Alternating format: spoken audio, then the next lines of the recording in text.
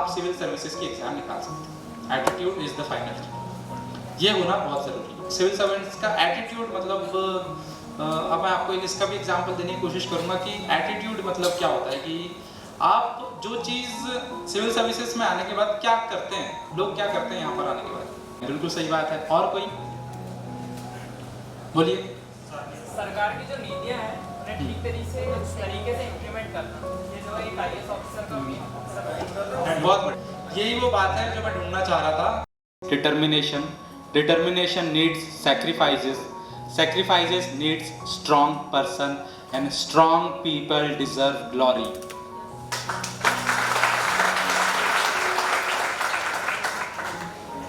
Kautilya academy द्वारा मुझे प्रदान किए गए इस सम्मानीय मंच को मैं नमन करता हूँ।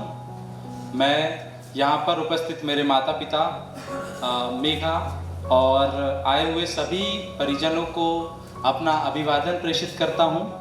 कौटिल्य अकेडमी के डायरेक्टर श्री रंगारे जी, यहाँ पर पहले विराजमान थे श्री जोशी जी, श्री ठाकरे जी, प्रोफेसर सनेश्वर को मैं अपना अभिवादन प्रेषित करता हूँ। कि कौन सी वो ऐसी चीज़ें हैं जो मुझे किसी भी प्रक्रिया में, जो भी मैंने अपने जीवन में लक्ष्य रखे और उनको अर्जित करने में जो मुझे इंग्रेडिएंट्स, उस लक्ष्य को अकम्प्लिश करने के लिए जो इंग्रेडिएंट्स देने पड़े थे, उन इंग्रेडिएंट्स को मैंने क्राफ्ट करके वो कुछ लाइनें लिखी थी।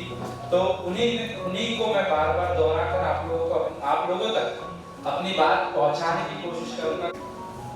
तो सबसे महत्वपूर्ण मुझे लगता है जिस एज में हम लोग हैं, तो और जैसे अभी ट्रेंड मैंने यहाँ पर देखा है, मोस्टली सभी सिविल सर्विसेज के एस्पिरेंट हैं।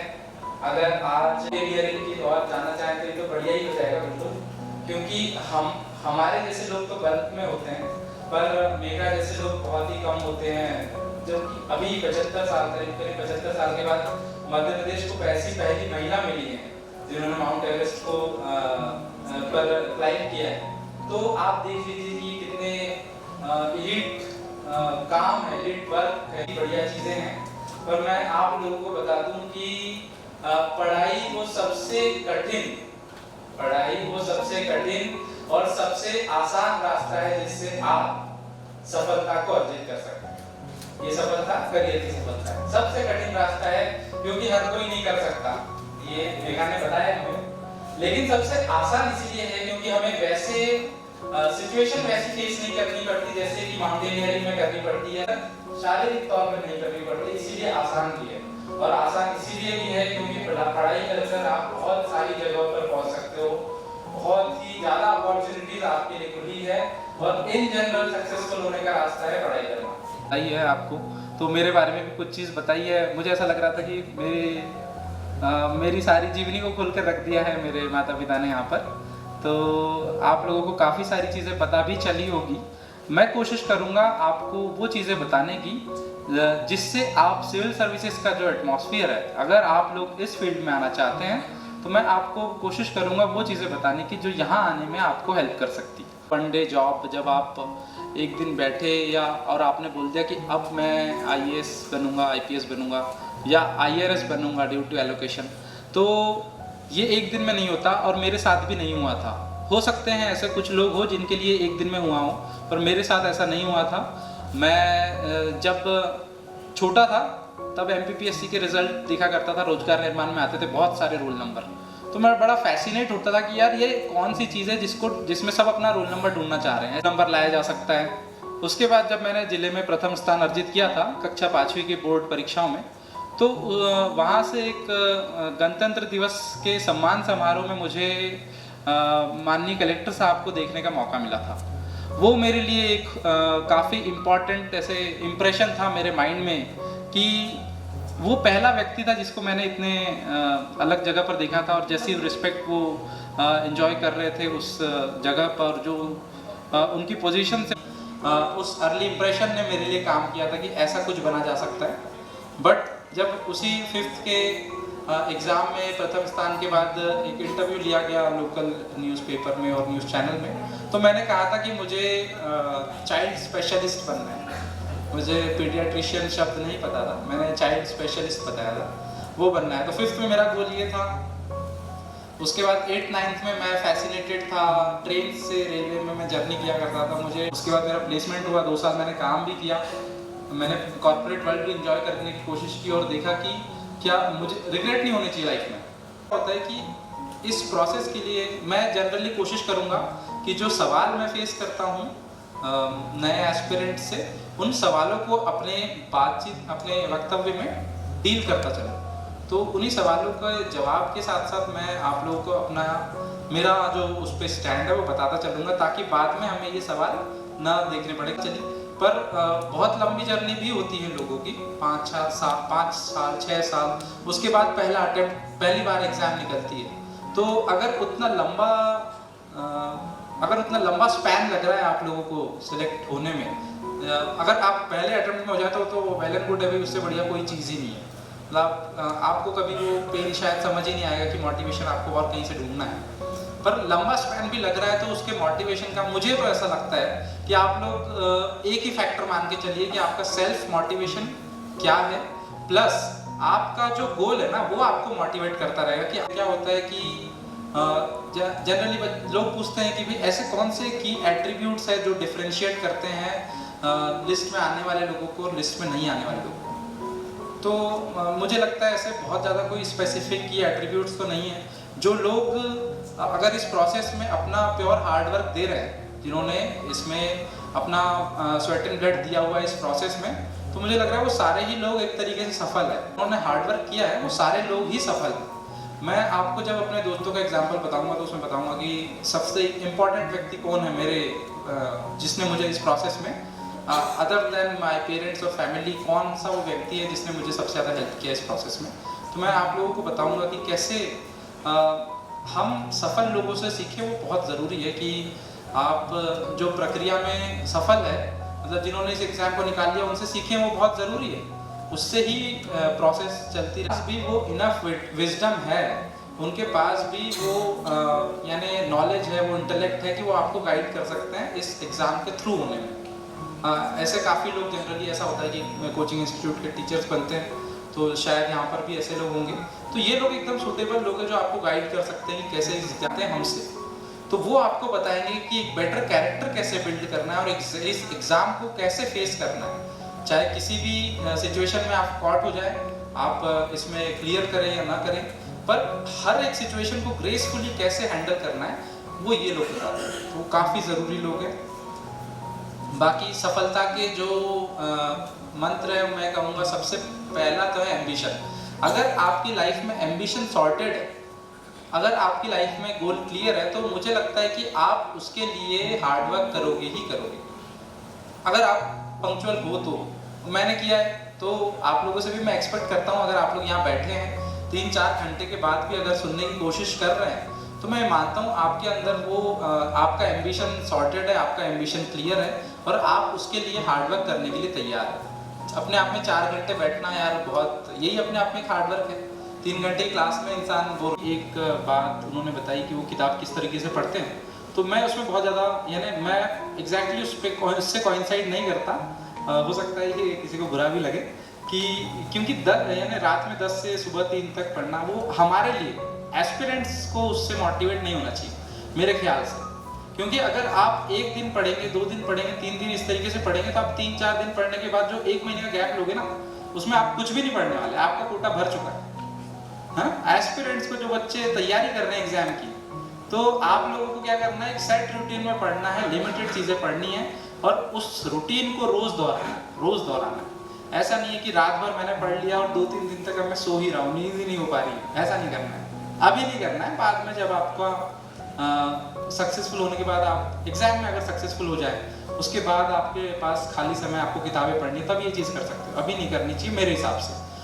12 बजे आप अपना दिन एंड कर दो रात में मैक्सिमम, उसके बाद अगली सुबह तो आप रात भर पढ़िए और दिन में सोइए, ये भी कर सकते हैं। लेकिन एक सेट रूटीन में पढ़िए और उसको कंसिस्टेंटली अगर आप रिपीट करेंगे तो रिजल्ट आएगा, फॉर श्योर आना चाहिए। ऐसा जनरली होता है कि कंसिस्टेंट एफर्ट के साथ रिजल्ट आता है। एक परसिवरेंस आपके अंदर होना चाहिए कि आप इस प्रोसेस को सस्टेन कर पाए, प्लस कॉन्फिडेंस होना चाहिए कि मैं ये कर सकता हूँ। अपने आप को ये बताना कि मैं ये कर सकता हूँ ना, ये सबसे बड़ी जीत है। मैं 2019 में 4 अगस्त को रिज़ल्ट आया था 2019 का। 2020 में लॉकडाउन चल रहा था, हम लॉकडाउन में दिल्ली में फंसे हुए थे। मैंने तैयारी दिल्ली से की है, कोचिंग वहीं से की है। दिल्ली में फंसे हुए थे हम लॉकडाउन के दौरान। तो रिज़ल्ट आया 4 अगस्त 2020 को, 2019 बैच का। तो मैंने अपने एक दोस्त से कहा कि यार मैं उस रिज़ल्ट से इतना मोटिवेटेड था, मुझे लगा यार अब तो कुछ करना ही चाहिए।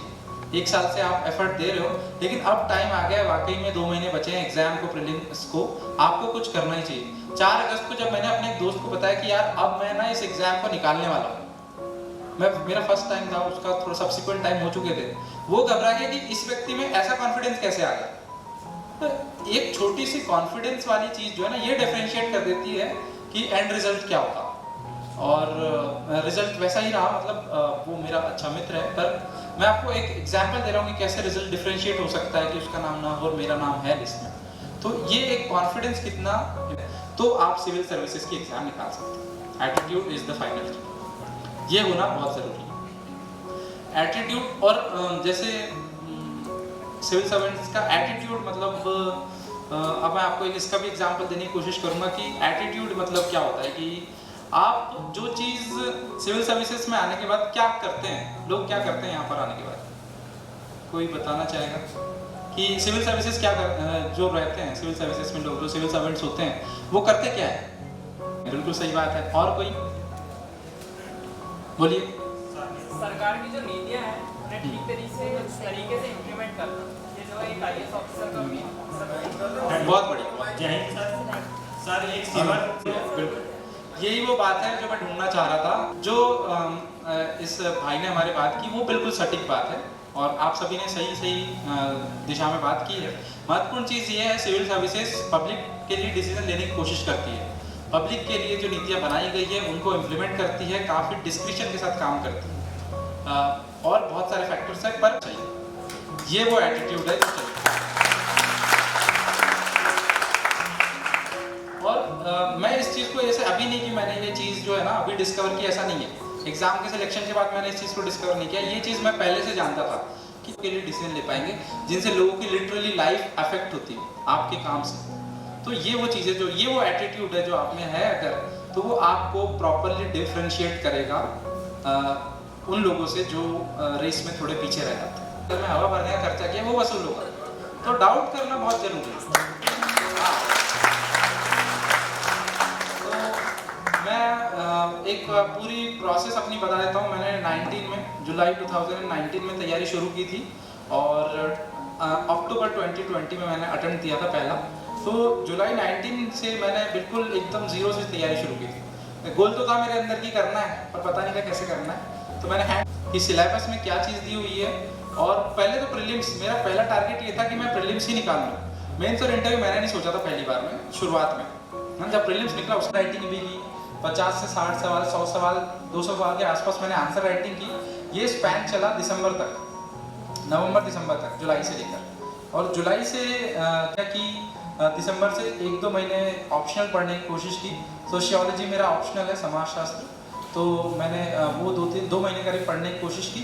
मार्च में उसको बंद किया क्योंकि मुझे लग रहा था कि जो मई में शेड्यूल डेट थी उस समय एग्ज़ाम होगी, पर लॉकडाउन के कारण वो डेट एक्सटेंड हो गई। तो उस दौरान भी मैंने फिर ज़्यादा पढ़ाई नहीं की थी क्योंकि वो सस्टेनेंस की लड़ाई हो गई थी। उस समय मैं दिल्ली में था, घर वाले घर पर थे। तो मैंने आपसे उस दिन से मैंने यानी 2 महीने का समय लिया और सिर्फ प्रीलिम्स पर ही फोकस किया। ऐसा होता है कि आप उसमें रुक जाते हो, तो प्रीलिम्स को आप 2 से 3 महीने का अच्छा समय दो। प्रीलिम्स के लिए आपको क्या करना है, जो आपने साल भर जीएस के नोट्स बनाए हैं उनको आप एक ही नोट्स को बार बार रिवाइज करो, या एक ही किताब को बार बार रिवाइज करो। अगर आप मुझसे बोलोगे कि मैंने लक्ष्मीकांत को कितने बार रिवाइज किया है, स्पेक्ट्रम को कितनी बार रिवाइज किया है, तो मैं आपको बता नहीं पाऊंगा, क्योंकि अब मैंने उसका काउंट करना बंद कर दिया था। ये सीधी बात है, मतलब 10 के आसपास होगा, पर मुझे काउंट याद नहीं है कि कितना है। तो एक ही किताब को आपको बार बार रिवाइज करना है। फिर जो फैक्ट है ना, वो फैक्ट आपके अंदर बसते जाएंगे, वो जो कॉन्सेप्ट है वो आपके अंदर रहना शुरू करेंगे, आप उनको जीना शुरू करोगे। जब मैं प्रोसेस में था, जब कोचिंग जाया करता था, उस समय 4-5 घंटे की नींद होती थी, तो रात में सपने भी यूपीएससी वाले ही आते थे। और हमने इम्प्लीमेंटेशन भी देखा है काफ़ी चीज़ों का, जैसे आर्टिकल 370 हटाया था, हमने उसके बारे में पढ़ा और 370 हट गया कुछ समय बाद। तो इम्प्लीमेंटेशन भी देखा हमने, कभी हीबस कॉर्पस की रिट लग रही है, कभी मंडामस आ रहा है, कभी कुछ आ रहा है। इस तरीके से हमने इम्प्लीमेंटेशन भी देखा, इन्फ्लेशन बढ़ रहा है, घट रहा है, CPI WPI में डिफरेंशिएशन। तो ये जब आप इसको अप्लाई करने लग जाओगे, जब आप इस प्रोसेस को जीने लग जाओगे ना, तो आप बिल्कुल सही दिशा में जा रहे हो। वो है स्ट्रैटेजी, तैयारी कैसे करने हैं इसकी। मुझसे कई बार लोग बात करते हैं कि आप जो भी बात करते हो UPSC से रिलेटेड बात करते हो, तो मैं तो यार यही हूँ ना, मैं तो अभी यही चीज़ नोट्स बनाने हैं जो प्रीलिम्स और मेंस दोनों के लिए होने चाहिए। आपको मेंस के हिसाब से नोट्स तैयार करने हैं, कोई भी टॉपिक हो उसमें इंट्रोडक्शन, बॉडी, कंक्लूजन रखना है, प्रोज कॉन्स लिखने हैं, आर्ग्यूमेंट्स लिखने हैं, कॉन्सिक्वेंसेस लिखने हैं, कंक्लूड करना है। नोट्स का ये पैटर्न होना चाहिए। प्लस उसमें आपको ये आइडेंटिफाई करना है कि कौन सी चीज़ें जो प्रीलिम्स में फैक्चुअली पूछी जाएगी, कौन सी चीज़ें जो कॉन्सेप्चुअली पूछी जा सकती है, उनको अलग से आइडेंटिफाई करके आपको नोट करना है।